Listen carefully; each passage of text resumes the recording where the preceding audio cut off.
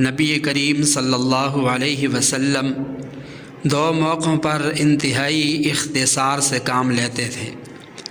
Number 1، جب کسی کے ہاں بیمار پرسی کے لیے تشریف لے جاتے تو انتہائی مختصر وقت قیام رکھتے۔ نمبر 2، جب کسی کے ہاں تعزیت کے لیے جاتے تو انتہائی مختصر وقت کے لیے جاتے۔ لہٰذا جہاں خوشی اور غمی میں جانا ہو تو ضرور جائیں، یہ مسلمان کا حق ہے کہ اس کی خوشی اور غمی میں شریک ہوا جائے، لیکن انتہائی اختصار سے کام لیا جائے اور جتنا ممکن ہو سکے واپس اپنے گھر تشریف لے جائیں۔ یہی اسلامی روایات ہیں۔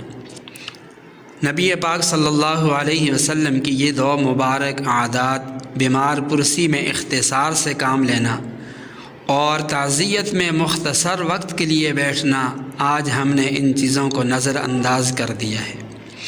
جب تعزیت کے لیے جائیں گے تو گھنٹوں وہاں پر بیٹھے رہیں گے، کھانے پینے کے لیے وہاں بیٹھے رہیں گے۔ اسی طرح بیمار پرسی کے لیے کسی کے ہاں جائیں گے تو وہاں بھی گھر والوں کو اذیت تکلیف کے اندر مبتلا کریں گے، گھنٹوں وہاں بیٹھے رہیں گے۔ تو اس بات کی ضرورت ہے کہ جب ہم بیمار پرسی کے لیے جائیں تو بیمار کی پیشانی پر ہاتھ رکھیں، لا بأس طہور ان شاء اللہ تعالیٰ کے الفاظ سے دعا دیں، بیمار سے اپنے لیے دعائیں کروائیں اور بیمار کو ایسے کلمات کہیں جو اس کے لیے دلی سکون کا باعث بنے۔ اس دوران کوشش کریں کہ بیمار سے کھانا پینا یہ قبول نہ کریں۔